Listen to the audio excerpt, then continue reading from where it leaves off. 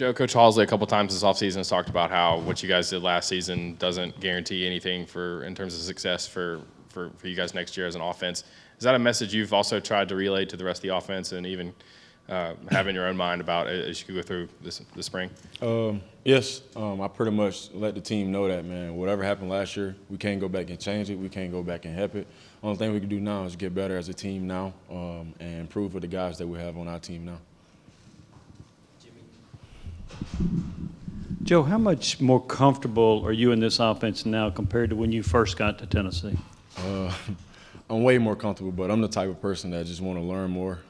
There's obviously something in one of the plays that I probably don't know, so I want to learn that, so I can be better and understand my rules and understand what's going on.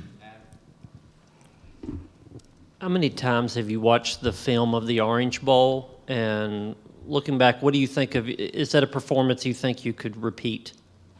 I don't watch the Orange Bowl anymore. That was in 2022. I let that game be. I just try to get better every day from now on. What happened is what happened.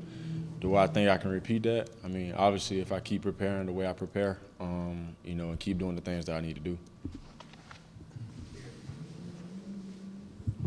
Joe, how much better understanding do you have of this offense compared to Pittsburgh game and I guess was Bowling Green a couple years ago? When I say way, I mean a lot of Y's with the line above it to make the Y be repeated. Way better. I mean, it's just things that I didn't comprehend when I first got here. There's a lot more things that I see now that I didn't see when I first got here. So I'm obligated to move faster. I see things different. I can also talk to the receivers and let them know what I see now. So I get to play more smooth, more calm, and, just be me.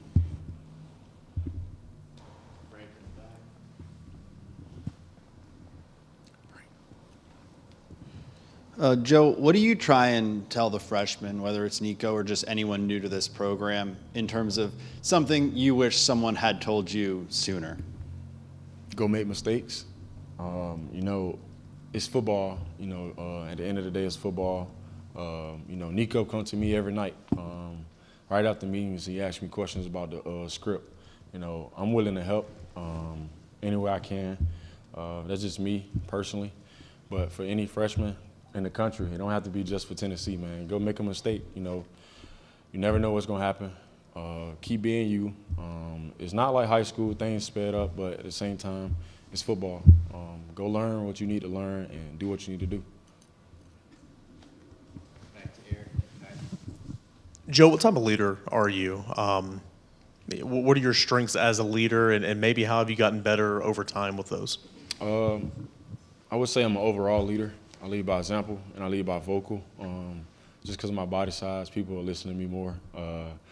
I know that sounds intimidating, but at the same time, I use it as my advantage. I don't yell. I don't have to yell unless I have to, but whatever I say and how I say it, it'll come off different if somebody 5'2" was saying it, so I use that as my advantage, and I just roll with it. But just being very conservative of, what's going on around me, knowing that guys can't be complacent, knowing that I can't be complacent by myself. We just gotta keep going, as an offense, as a defense, as a team. As Tennessee, you just gotta keep going. So that's what my leadership role is, and that's what I do. Joe, kind of going off that, there was I think it was Josh Dobbs put out that clip of you guys doing the Crossbar challenge, and you won it. But at the end of it, I guess Nico lost, so he had to run to the other side of the field. You ran with him. Why did you do that? I wanted to run for one. For two, just let him know what it was that he was doing wrong, and what can I do to help, and then also just to have a conversation. We didn't throw too much before that together, just building communication throughout each other. It got to be a 1-2 punch, regardless of who out there. You got to be a 1-2 punch. Joe, when I watched the Orange Bowl, I saw you playing at a really high level, and I wonder from your perspective, were there things that you feel like you could have done better, and if so, what were they? Most definitely. Seeing things correctly. I don't think I missed a throw that game. But just seeing things correctly, you know, there are certain reads in our playbook that, you know, as a quarterback, you have to be able to understand and do. And some of those, throughout that game, some of those things I did not do. So I feel like that we could have had more points on the board if I would have done the things correctly. But it's not all about me, you know, so we won, and that's all that matters. Joe, I know you had met, Nico during recruiting visits and were plenty familiar with him before he got here, but, seeing him on the practice field with you the first few days, what's caught your attention about him? Anything that surprised you about his game? I mean, he for sure can throw the ball. That's one thing. But also just his willingness to learn. You know, I always told Nico when he first got here, any question, like, that's not a dumb question. Like, ask me whatever you want. I've been through it all. I've been through adversity twice. Just ask me whatever you want. That go for anybody on the team. You know, just ask me whatever you want. I may not have the answer, but I really may have the answer just because I've been through a lot.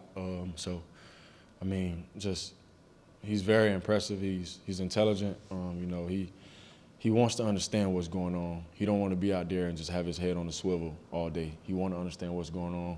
He want to know everything I know. So I help him out.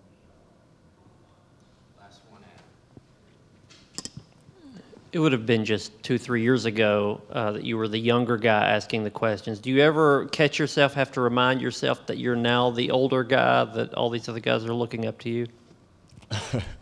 It's pretty funny to say, man. Just being only 23 years old and being the oldest in the room is kind of crazy. I mean, I don't have no shame in it. I don't, because, I mean, I have fun regardless.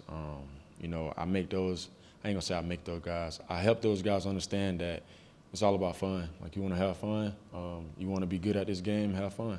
Once you take the game too serious, and then that's when things start going bad. So just have fun. Thank you, Joe. No problem. Thank y'all.